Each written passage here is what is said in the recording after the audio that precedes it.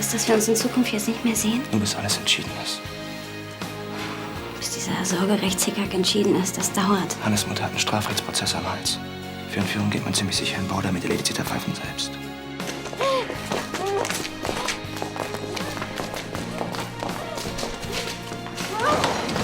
Habe die Ehre, gnädige Frau.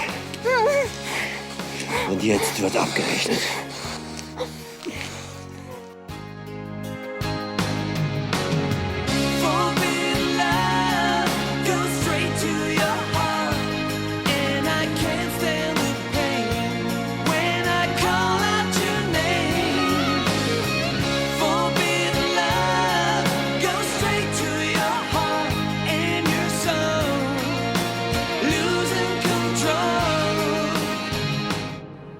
Ansgar, sag ihr, dass wir uns einig sind, dass ich Hannes sehen darf. Sag ihr, dass das nicht wahr ist. Ich fordere eine Erklärung von dir.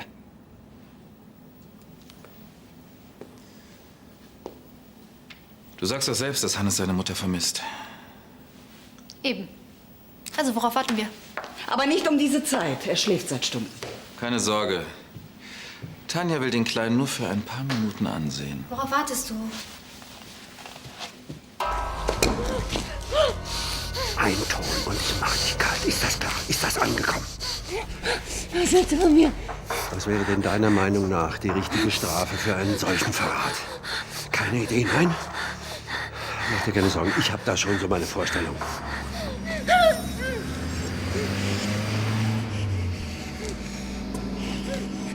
Du kommst niemals ungeschoren davon, wenn du mich auf offener Straße schießt. Dann bringe ich dich doch am besten irgendwo hin, wo wir ungestört sind. Einer der Tatverdächtigen, der damals wegen dem Mord an ihren Eltern verhaftet wurde. Jana war noch so jung. Michael Wimmer. Und dann stirbt sie einfach so. Haben Sie denn Das mal ist so Ärger furchtbar. gehabt mit den Tätern? Haben Sie irgendwas von denen gehört? Ich weiß. Das ist vielleicht kein Trost, aber Jana ist ganz ruhig und friedlich eingeschlafen. Fast so, als hätte sie mit allem abgeschlossen.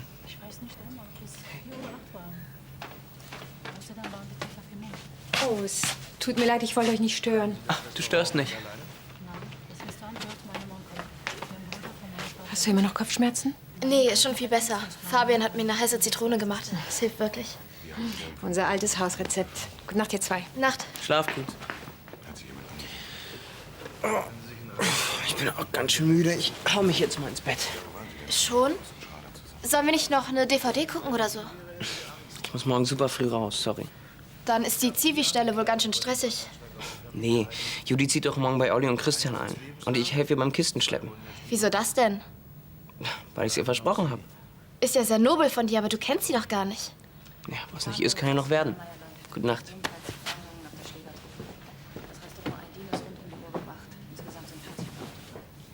Ballistischen Untersuchungen bezüglich der Tatwaffe laufen. Hey, mein kleiner Sonnenschein. So, komm schon, das reicht dir jetzt. Du wächst ihn auf. Ja, natürlich. Du willst dich wahrscheinlich auch noch von ihm verabschieden, oder? Wie bitte? Ich nehme Hannes mit. Nur über meine Leiche. Netter Gedanke. Denk nicht mal im Traum daran. Ist es dir lieber, wenn ich der Polizei stecke, dass du das Leben tausender unschuldiger Babys riskiert hast? Nur um einem Konkurrenten eins auszuwischen? Tanja, so weit kommst du gar nicht. Wenn du mit Hannes das Haus verlässt, zeige ich dich wegen Kindesentführung an. Und für eine Wiederholungstäterin sehe ich schwarz im Prozess. Na gut, dann habe ich eine andere Lösung. Oh? Und die wäre? Ich übernachte hier.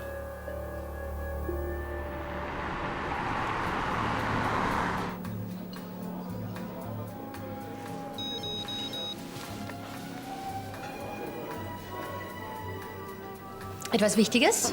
Nein, nicht wirklich. So, ich muss jetzt los. Ich auch. Wieso bleibt da noch ein bisschen? Du hast den Kaffee noch gar nicht ausgetrunken. Mein Chef ist gnadenlos. Zahlen bitte.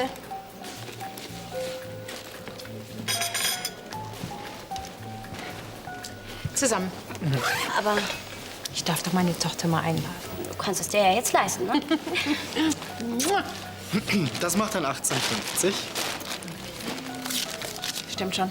Vielen Dank. Ich hol dann die Mäntel.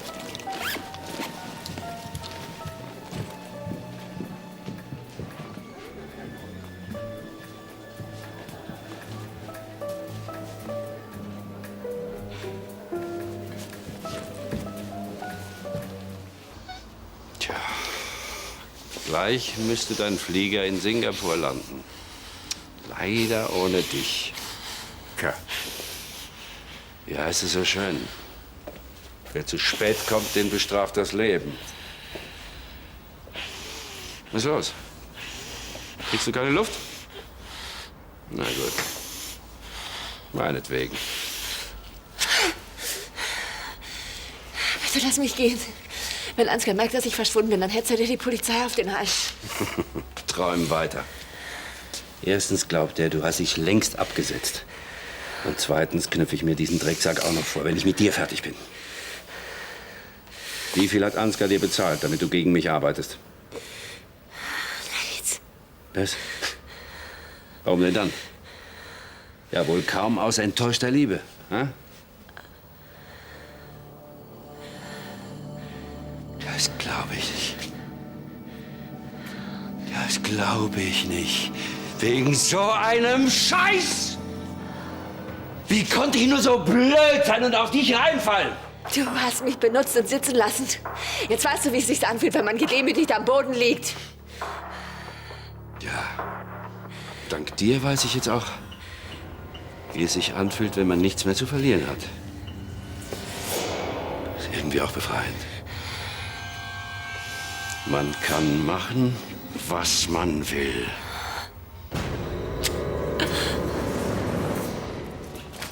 Hi Olli, ist Fabian hier? Ja, Judith hilft ihm gerade beim Schleppen, damit er nicht zusammenbricht. Was war denn da drin? Granitblöcke? Ja, so ungefähr. Hey Lisa, Hi. was machst denn du hier? Hast du in die Schule? Doch, aber eine Doppelstunde ist ausgefallen und ich dachte, ihr könntet vielleicht noch Hilfe gebrauchen. Cool. Super, dann kannst du mir gleich helfen. Ja, Moment, ich zieh noch gerade meine Jacke aus. Okay, ich bin unten, der Wagen steht auf. Hey, was ist denn hier los? Unsere Nachmieterin zieht ein. Was? Aber du weißt doch ganz genau, dass ich ein Zimmer suche. Wieso hast du mir nicht Bescheid gesagt? Das ging nicht wegen Christian. Ja, klar. Nur weil du in den Typen verknallt bist und nicht den Arsch in der Hose hattest, den Mund zu halten, lässt du dir jetzt alles gefallen, oder was? Weichei.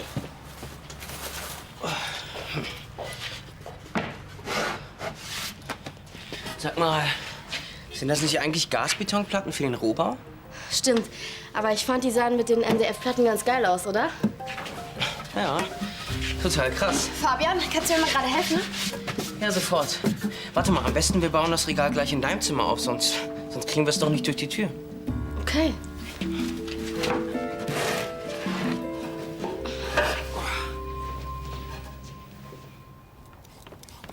Hallo. Hallo. Darf ich mir einen Kaffee nehmen? Klar, aber sie hätte noch klingeln können. Ich habe 2 gesunde Beine. Und außerdem ist mir dieses Gebimmel nach dem Personal irgendwie peinlich. Meine Mutter hat hier früher als Dienstmädchen gearbeitet. Vielleicht liegt's daran. Ah, das wird sie sicher gern hören. Sie lebt leider nicht mehr. Meine Eltern sind beide gestorben, als meine Geschwister und ich noch klein waren. Das tut mir leid. Ich weiß, wie es ist, ohne Eltern aufzuwachsen. Ich habe meine Aufruhr verloren. Bin dann in Waisenhäusern und bei Pflegefamilien groß geworden. Man sehnt sich immer nach einer richtigen Familie, nicht? Genau. Vielleicht habe ich deshalb so früh geheiratet und Kinder bekommen. Lydias Glück. Jetzt hat sie eine Mutter, die genauso gut ihre beste Freundin sein könnte. Schmeichler. Das stand aber nicht in der SMS, die Sie heute Morgen geschickt haben, oder? War das so auffällig? Keine Angst. Wenn ich es nicht wüsste, hätte ich es nicht gemerkt. Dann hat Lydia sie eingeweiht. Sag ich doch, beste Freundin. Sowas erzählt man sich nur, wenn man sich wirklich vertraut. Ja, ich bin froh, dass es wieder so ist. Wieder? Ja, es gab eine Zeit, da hätte ich Ihr Vertrauen fast verloren. Einen wunderschönen guten Morgen.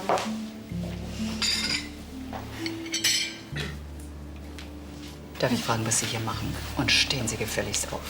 Frühstücken natürlich. Sie da? Ich hätte gerne grünen Tee, etwas Ananas, 2 Toast und fragen Sie doch mal bitte in der Küche nach, ob es noch diese köstliche Orangenmarmelade gibt, ja? Sehr wohl. Eine Sekunde, bitte. Dass man Sie eingeladen hat, das wäre mir neu. Hat Ansgar Sie nicht informiert? Wir zwei sind uns einig, dass ich Hannes in Zukunft öfter sehen soll. Das wage ich zu bezweifeln. Ich auch. Ansgar, guten Morgen. Danke nochmal für dein großzügiges Angebot. Ich habe geschlafen wie ein Baby. Das ist jetzt nur ein schlechter Scherz, oder?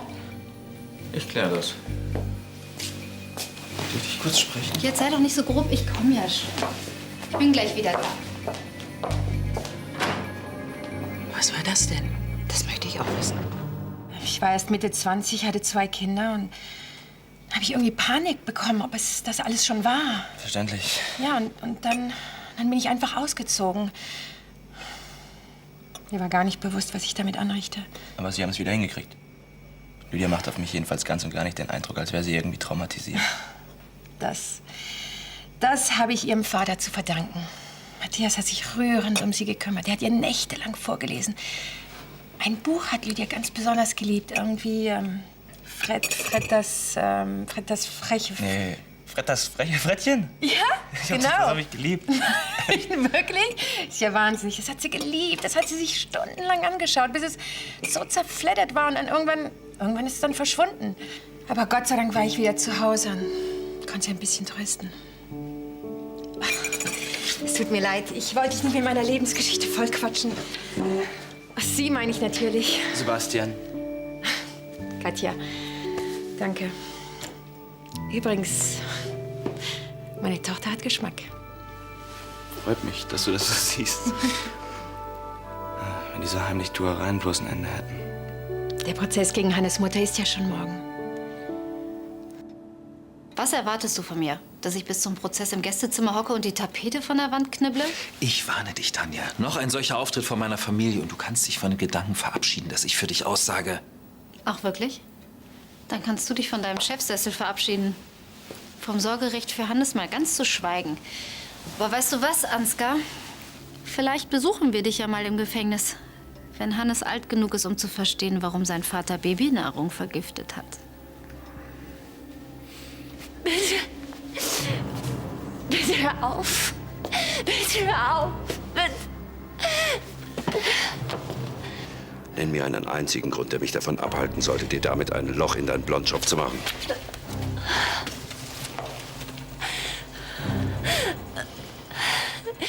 Ich tue alles, was du willst. Gut. Dann gehen wir jetzt zur Kripo und du erzählst denen, dass du das Gutachten gefälscht hast und ich nichts von der verdorbenen Babymilch wusste. Zu dir hören uns überhaupt zu, wenn du mich mit verhaltener Knarre auf die Revier schleppst. Hast du eine bessere Idee? Lass mich gehen. Lass mich gehen. Ich liefere dir Ansgars Kopf auf dem Silbertablett. Du bist auf meine Diskretion angewiesen, solange bis Degenhardt seine Unschuld beweisen kann. Und ich bin darauf angewiesen, dass du vor Gericht nur das Beste über mich aussagst.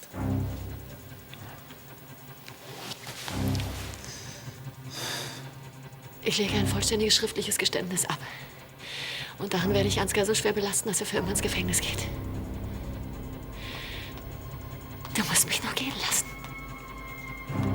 Und dann hast du das, was du immer wolltest. Ansgar von Lahnsteins Kapitulation. Was ist das? Der Grundriss von deinem Zimmer, oder was? Nee, das ist ein Entwurf für ein Ökohaus, den Judith für die Uni gemacht hat. Neutrale Energiebilanz, 0 Emissionen. Ja, aber erst seitdem ich deine Idee umgesetzt habe. Das ist ja bestimmt alles super interessant, aber müsste der Umzugswagen nicht langsam wieder zurück zum Autovermieter? Fabian und ich, wir könnten das ja auf dem Heimweg erledigen. Das hat Olli schon netterweise übernommen. Hey, wow. Ich sehe gerade, du hast die Versorgungsleitungen in die Mitte gelegt. Wie? Und der Rest des Hauses dreht sich dann um diese Röhre? Ja, genau. Bin ich eigentlich die Einzige, die nach der ganzen Schlepperei was zu essen vertragen könnte? Ich habe Kartoffelsalat und Würstchen gemacht. Schließlich sollt ihr nicht verhungern, wenn ihr mir schon geholfen habt. Kartoffelsalat. Wahrscheinlich mit einer extra Portion Mayo, hä? Fabian, sollen wir uns nicht lieber unterwegs was beim Thai holen? Nee, lieb von dir, aber ich stehe total auf Kartoffelsalat und Würstchen. Wir sehen uns dann später.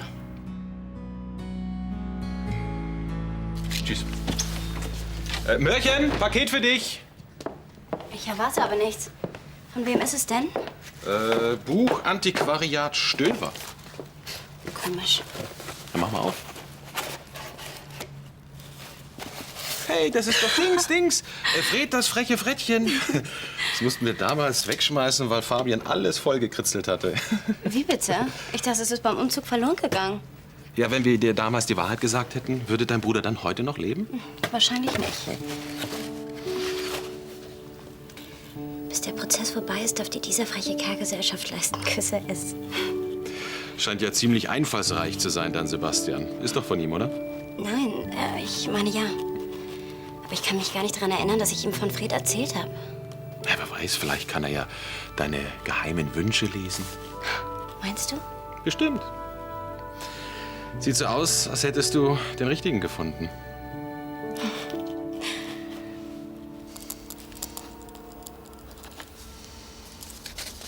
Hier. Das dürfte genügen, um Ansgar für die nächsten 10 Jahre in den Knast zu bringen. Darf ich jetzt gehen? Verdient hast du es ja nicht. Aber man ist ja Mensch und man will es bleiben. Das ist genau 2 Stunden, dann gebe ich das hier an die Bullen.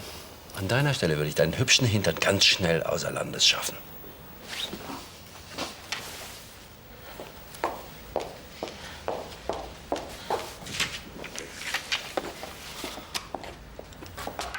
Das scheint ja wohl eine ganz wilde Nacht gewesen zu sein. Das kann man wohl sagen. Kaffee? Keinen Kaffee, Kitty.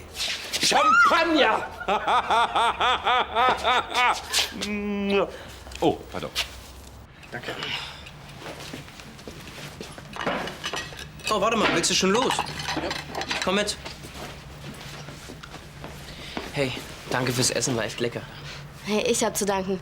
Ohne euch würde ich immer noch Kisten schleppen und das war gar nichts. Ich koche noch mal richtig für euch.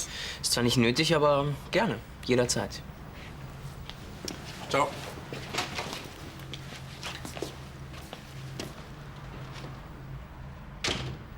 Also, wenn euch beiden mal nach dem Candlelight-Dinner zu zweit ist, dann sagt Bescheid. Dann sind Olli und ich an dem Abend zufällig unterwegs. Ich weiß nicht, was du meinst. Komm schon, dass ihr beiden euch ganz nett findet, das sieht ja wohl jeder. Ja und? Außerdem ist Fabian doch so gut wie mit Lisa zusammen. Das wäre mir neu. Also ich kann mir wirklich nicht vorstellen, dass zwischen den beiden was läuft. Sonst hätte er sie gerade bestimmt nicht so abziehen lassen. Meinst du?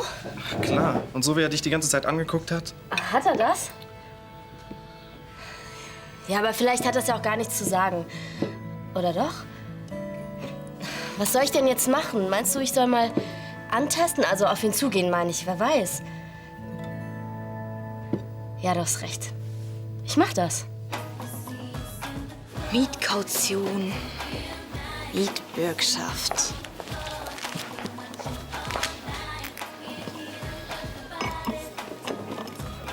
Schon mal über eine Schönheits-OP nachgedacht? Wie bitte?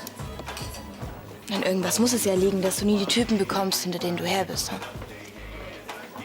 Wobei, wahrscheinlich stellst du dich einfach nur zu dämlich an. Na, sonst würden die Typen ja nicht scharenweise zu anderen Frauen laufen. Du bist ihm wahrscheinlich einfach nur zu langweilig. Im Gegensatz zu dir, ja? Ich habe bis jetzt jeden Mann gekriegt, den ich wollte, ja? Klar. Und wieso ist Anni dann vor dir nach Südamerika geflüchtet? Dich hat er doch zuerst sitzen lassen. Und warum? Wegen mir. Weil ich nämlich ganz genau weiß, wie man es Männern so richtig besorgt. So läuft das Spiel.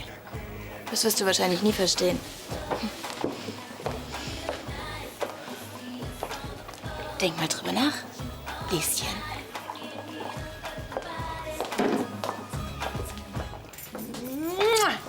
Was liest du denn da Schönes? Fred, das freche Frettchen. Ja, das habe ich heute geschenkt bekommen. Ist ja irre. Da hat sich ja Sebastian ganz schön ins Zeug gelegt. Wie bitte? Ja, das Buch wird doch seit Jahren nicht mehr verlegt. Ich frage mich, wie viele Antiquariate er abklappern musste. Ich meinte, woher weißt du, dass das Buch von Sebastian ist? Hast du ihm etwa gesagt, dass es früher mein Lieblingsbuch war? Ja, vorhin bei der Arbeit. Wir haben ein bisschen gequatscht. Hat er dich etwa nach mir ausgefragt? Nein, überhaupt nicht. Wir haben über Familien im Allgemeinen geredet und habe ich ihm erzählt, wie sehr dich das Buch getröstet hat, als ich damals nicht für euch da war. Das hast du ihm erzählt? Ja, warum denn nicht? Weil es immer noch meine Sache ist, ob und wann ich jemandem so intime Sachen aus meiner Kindheit erzähle. Was stellst du dich denn jetzt so an? Dann hör endlich auf, dich ständig in mein Leben einzumischen.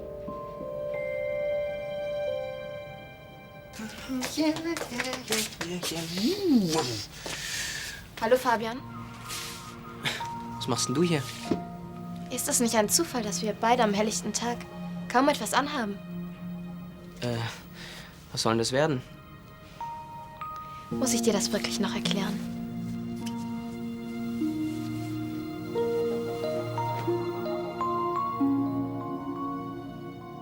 Ich will einfach nur wissen, wie kurzfristig es möglich ist, als Nebenkläger gegen Frau von Anstetten zurückzutreten. Ja, natürlich ist mir klar, wie das wirken könnte. Und natürlich auch, dass sie unter Umständen freigesprochen werden könnte. Ja. Ja, also. Mehr wollte ich doch gar nicht wissen. Schön. Dann bereiten Sie mal die entsprechenden Anträge vor. Ja. Gott, nochmal, heute bleibt mir auch nichts erspart. Was willst du? Wissen, womit Frau von Anstetten dich erpresst. Ich habe keine Ahnung, wovon du sprichst. Frau von Anstetten für Sie. Sie melden jemanden an?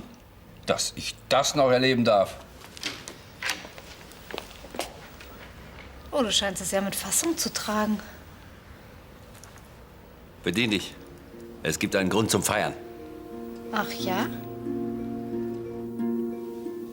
Du würdest Tanja nie im Leben freiwillig zu Hannes lassen. Geschweige denn sie hier auf Königsbrunn einquartieren. Es sei denn, sie erpresst dich. Herrgott nochmal, der Kleine vermisst eben seine Mutter. Ich bin doch kein Monster. Ich glaube vielmehr, dass du hinter dem Food for Little-Skandal steckst und dass Tanja davon weiß. Sag mal, was soll das werden? Kleine Schmutzkampagne gegen mich, damit du dir doch noch Hannes Erbe unter den Nagel reißen kannst? Das ist ja lächerlich. Hat Camilla das Geständnis hier freiwillig geschrieben? Naja, gut, freiwillig. Also. Immerhin hat sie bestätigt, dass nicht ich diese blöde Babypampe vergiftet habe, sondern Ansgar von Lahnstein. Das traust du mir also zu, liebste Stiefmama. Oh, inzwischen traue ich dir alles zu. Außerdem habe ich gesehen, wie du reagiert hast, als du dachtest, Sophia hätte von der Milchnahrung probiert. Du warst regelrecht panisch. Mein Gott, ich war eben in Sorge. Ich wusste immerhin, dass dieses Zeug von Degenhardt kommt. Du kannst mir nichts vormachen, Ansgar. Lass mich mal raten. Du sollst vor Gericht für sie aussagen, damit sie von den Entführungsvorwürfen freigesprochen wird. Du glaubst auch wohl nicht etwa, dass Tanja das dabei bewenden lässt. Sie wird nicht eher Ruhe geben, bis sie das Sorgerecht für den Jungen hat.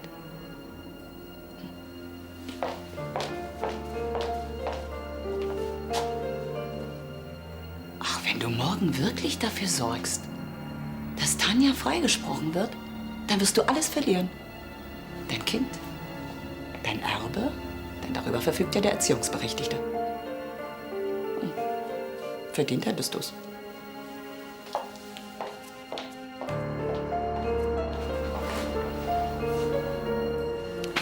Dieser Wisch ist meine Rettung. Damit werde ich dafür sorgen, dass Ansgar für lange, lange Zeit ins Kittchen kommt. Und zwar heute noch. Was ist denn los? Freust du dich gar nicht? Immerhin sorge ich dafür, dass Ansgar morgen nicht gegen dich aussagen kann.